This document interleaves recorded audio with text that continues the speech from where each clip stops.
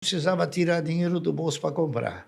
Os ganhos, Já eles se eram sustentava. suficientes para suportar ações, pagando mais de 100%, mais de 200%, mais de 300%. Então, por isso é que o ganho obtido através de ações, ele é imprevisível. Se você for Em 1970, 71, foi uma época em que a economia passou a exercitar uma forma mais real, não é isso? E, nessa ocasião, a maioria dos fundos de previdência privada começaram a quebrar. Então, eu comecei a ficar, assim, eu diria até preocupado, né? Se os fundos de previdência privada quebraram, até que ponto uma previdência sustentada pelo Estado poderia me proporcionar uma renda mensal digna, não é isso? No futuro. Então, eu comecei a pensar no futuro. Então, eu fui buscar uma outra fonte de previdência, uma outra fonte. Eu não tinha a convicção de que as ações pudessem representar essa sustentabilidade. Eu tinha esperança. Então, o que eu fiz? Eu realizei o trabalho propondo ao cidadão comprar 1.000 ações por mês da CESP. Então, eu fiz o trabalho, fazendo uma tabela, né, mostrando o primeiro ano, o segundo ano, até o 30º ano. O que aconteceu? E aquele trabalho mostrou uma coisa interessante. No 8º ano, você já não precisava tirar dinheiro do bolso para comprar. Os ganhos, Já eles se eram sustentava. suficientes para suportar as compras de 1.000 ações por mês. O que era um negócio que eu não sabia. Fiquei sabendo porque eu fiz o trabalho.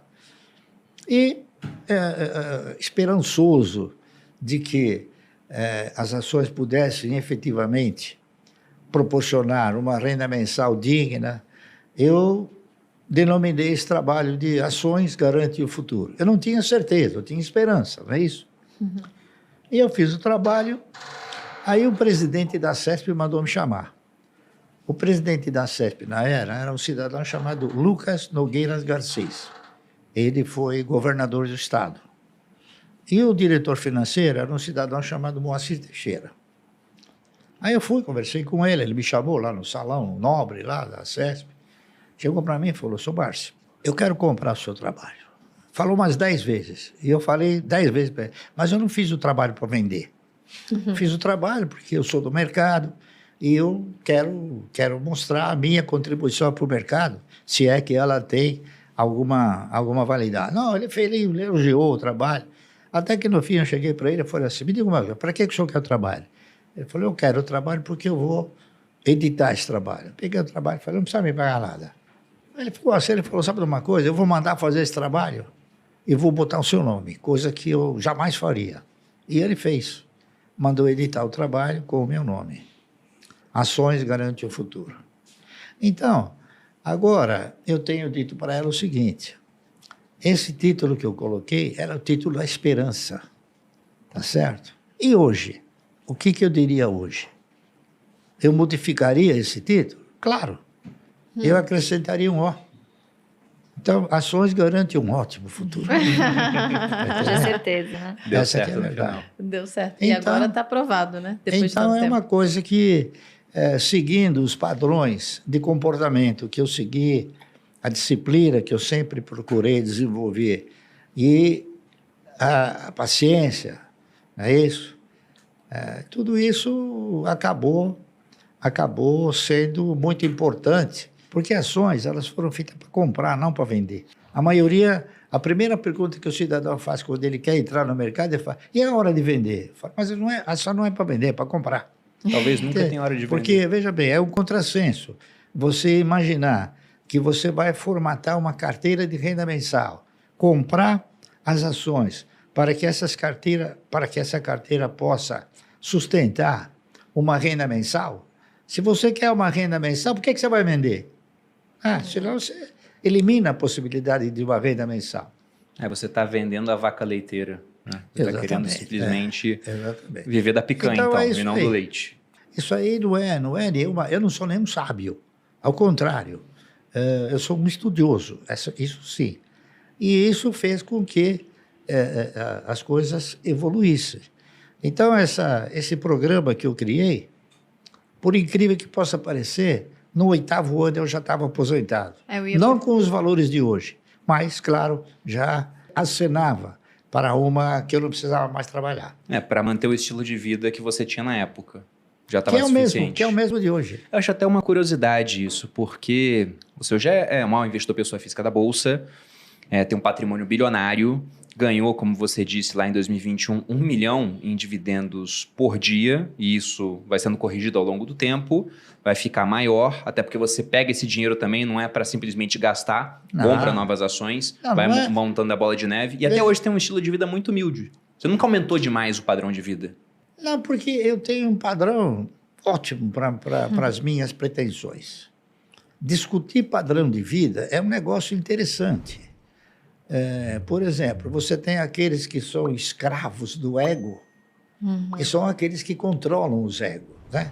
Eu controlo os egos, não sou escravo do ego. Então, aquele que é escravo do ego, ele, por exemplo, ele compra fogos de 100 mil reais, ele queima o dinheiro, eu não queimo. Está entendendo?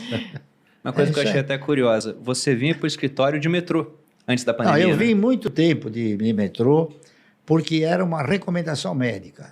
Para caminhar, era isso? Para caminhar, para andar, né? E a única maneira que você tem de andar é ir até o metrô, vir, você se misturar com o povo, né?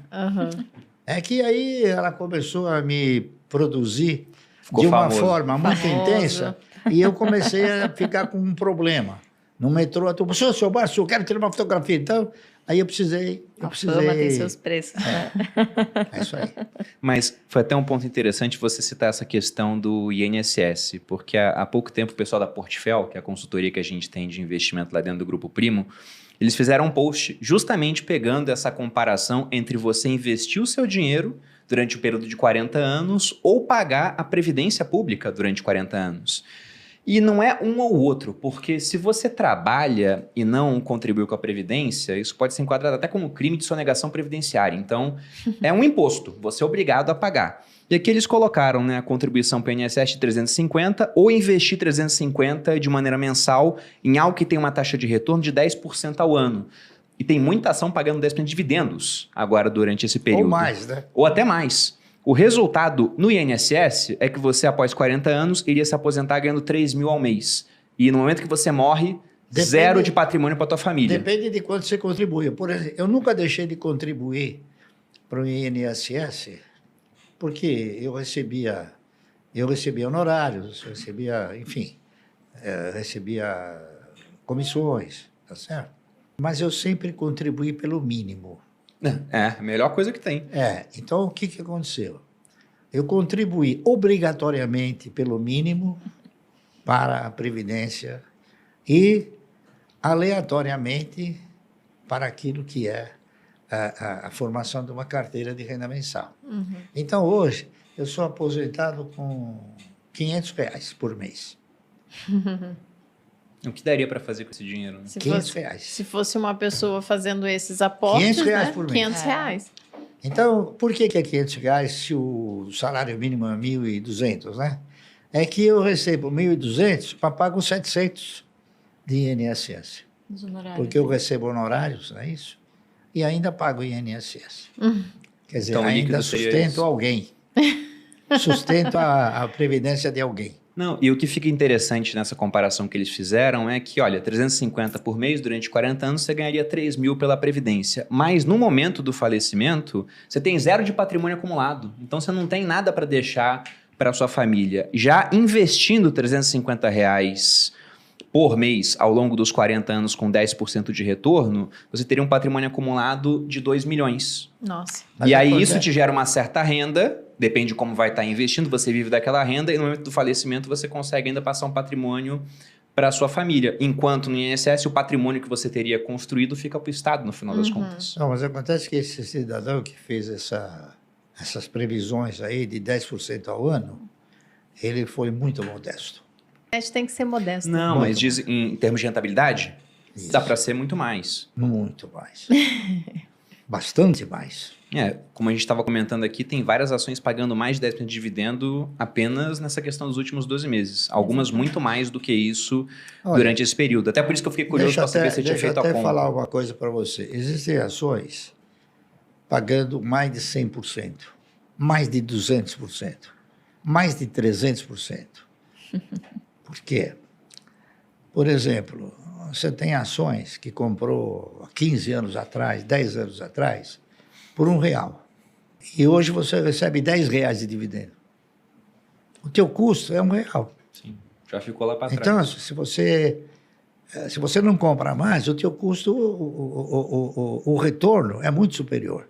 Não é isso? Que é o yield on cost. É que isso que você está falando é se você comprar agora, já. Uhum. Mas se você olhar para um pouco do passado, por exemplo, eu tenho ações que eu paguei 25, 30 centavos e ela já me pagou R$20 de dividendo. Quanto é isso aí? Não, é 100 vezes mais. 300, 400, 500, 1000% a mais. Então, por isso é que o ganho obtido através de ações, ele é imprevisível se você for um investidor. Depende do resultado da empresa, depende de uma série de fatores provenientes da empresa. E uma empresa que tem um histórico de ter um bom aproveitamento do seu parque fabril, tem um bom retorno, tá certo? Em termos de receita, gera riqueza, distribui essa riqueza, ela é uma empresa que vai sempre ter o quê? Uma condição sustentável para te devolver proveitos. Então, é isso que tem que olhar, entendeu?